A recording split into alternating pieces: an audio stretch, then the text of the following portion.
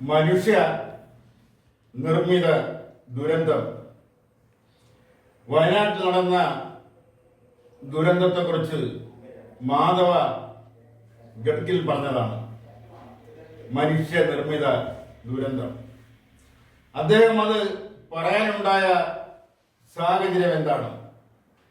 അദ്ദേഹത്തിന്റെ റിപ്പോർട്ട് മാധവ ഗഡ്ഗിൽ, ആ ഗഡ്ഗിൽ റിപ്പോർട്ടിൽ പറയുന്ന കാര്യങ്ങൾ അത് അനുസരിച്ചിരുന്നുവെങ്കിൽ, അത് നടപ്പാക്കിയിരുന്നുവെങ്കിൽ, അത് നടപ്പാക്കുന്നതിന് വേണ്ടിയുള്ള നടപടി സ്വീകരിച്ചിരുന്നുവെങ്കിൽ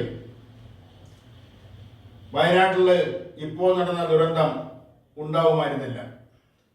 അതുകൊണ്ടാണ് അദ്ദേഹം ഈ ദുരന്തത്തെ മനുഷ്യ നിർമ്മിത ദുരന്തമെന്ന് വിശേഷിപ്പിച്ചത്.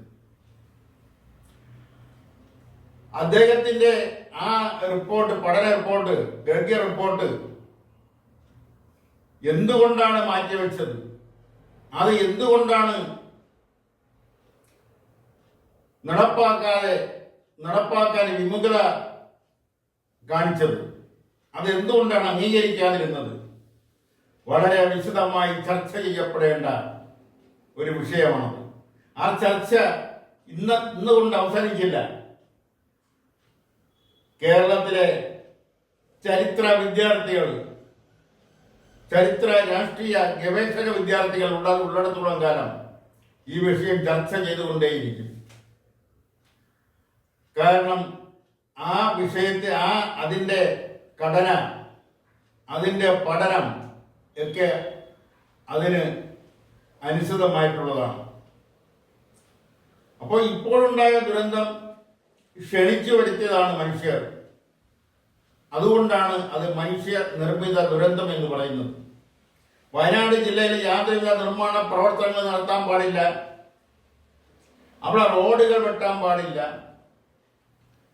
അവിടെ ഖനനങ്ങൾ നടത്താൻ പാടില്ല, ക്വാറികൾ നടത്താൻ പാടില്ല. ഇതെല്ലാം കർശനമായി തന്നെ നടപ്പാക്കിയിരുന്നുവെങ്കിൽ ഇപ്പോൾ 500ഓളം മനുഷ്യ ജീവൻ പൊലിയുമായിരുന്നില്ല. അപ്പോൾ അതിന് കുറ്റക്കാരാരാണ്? അത് എവിടെ നിന്നാണ് തുടങ്ങേണ്ടത്?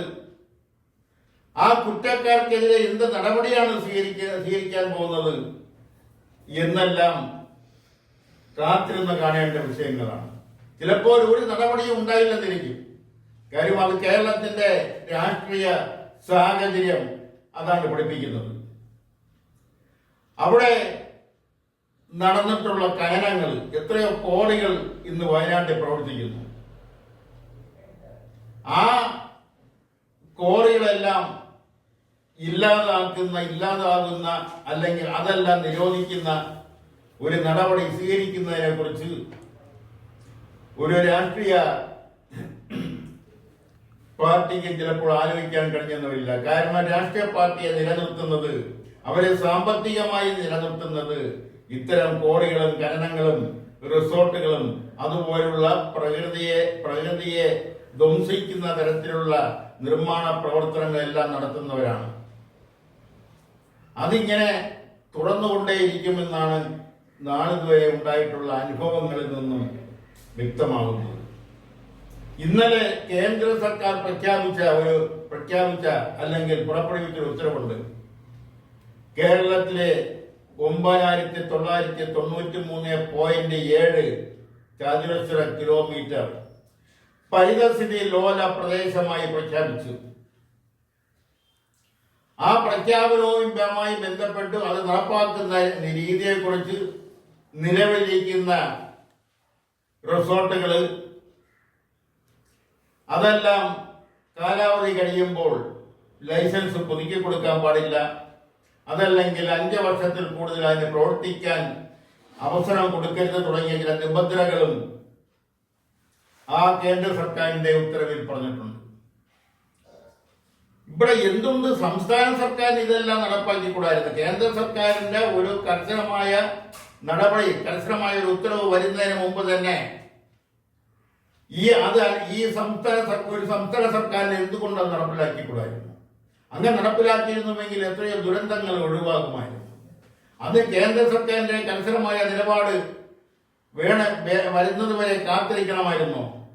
എന്നെല്ലാം ചിന്തിക്കേണ്ടത് ഇവിടുത്തെ രാഷ്ട്രീയ കക്ഷികളാണ്, ഭരണപക്ഷ പ്രതിപക്ഷ വ്യത്യാസമില്ലാതെ.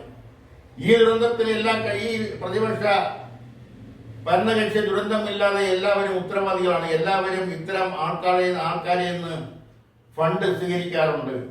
അവർ 1 ലക്ഷം രൂപ ഫണ്ട് തന്നാൽ, പാർട്ടി ഫണ്ട് തന്നാൽ, ആ 1 ലക്ഷം രൂപ തരുമ്പോൾ അവർ അതിൽ നിന്ന് ഏറ്റവും കുറഞ്ഞ ഒരു 25 ലക്ഷമോ അതിലധികമോ ലാഭം മുന്നിൽ കണ്ടുകൊണ്ടാണ് അവർ 1 ലക്ഷം രൂപ ഒരു രാഷ്ട്രീയ പാർട്ടിക്ക് സംഭാവന നൽകുന്നത്. അപ്പോൾ അങ്ങനെ സംഭാവന സ്വീകരിച്ചുകൊണ്ട് അവർക്കെതിരെ കണ്ണുമടച്ചുകൊണ്ട് ശക്തമായ ഒരു നിലപാട് സ്വീകരിക്കാൻ കഴിയാത്ത ഒരു സാഹചര്യം രാഷ്ട്രീയ പാർട്ടികൾക്കുണ്ടാവുകയും സർക്കാരിനെ നിയന്ത്രിക്കുന്ന രാഷ്ട്രീയ പാർട്ടികളുടെ അവസ്ഥ ഇതാണ്.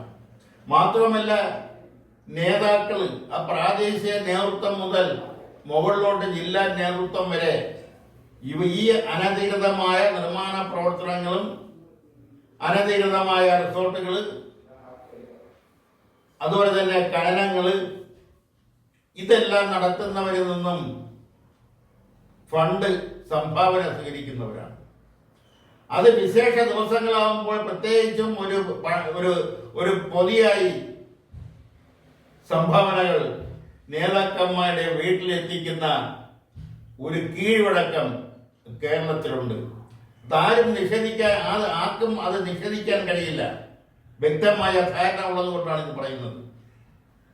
തിരുവോണം പോലുള്ള വിശേഷ ദിവസങ്ങൾക്ക് നേതാക്കന്മാരുടെ വീട്ടിലേക്ക് ആവശ്യമുള്ള സാധനങ്ങൾ അറിഞ്ഞ് എത്തിക്കുന്നത് എന്തിന്? രാഷ്ട്രീയ നേതാക്കന്മാരുടെ വീട്ടിലുള്ള കുട്ടികൾക്കും സ്ത്രീകൾക്കും എല്ലാം തുണികൾ സഹിതം എത്തിക്കുന്നത് ഇത്തരം ലോബികളാണ്. ആ ലോബിയുടെ സ്വാധീനം എന്ന് പറയുന്നത് വളരെ വലുതാണ്. അതുകൊണ്ടാണ് ഗാർഗി റിപ്പോർട്ട് ഇവിടെ നടപ്പാക്കാൻ കഴിയാതെ വന്നതും അത് മാറ്റിവെച്ചതും ഒക്കെ. അതിന്റെ പിന്നിലുള്ള ചേതോവികാരമെല്ലാം ഇത്തരക്കാരിൽ നിന്നുള്ള സംഭാവന സ്വീകരിക്കുന്നത് കൊണ്ട് മാത്രമാണ്.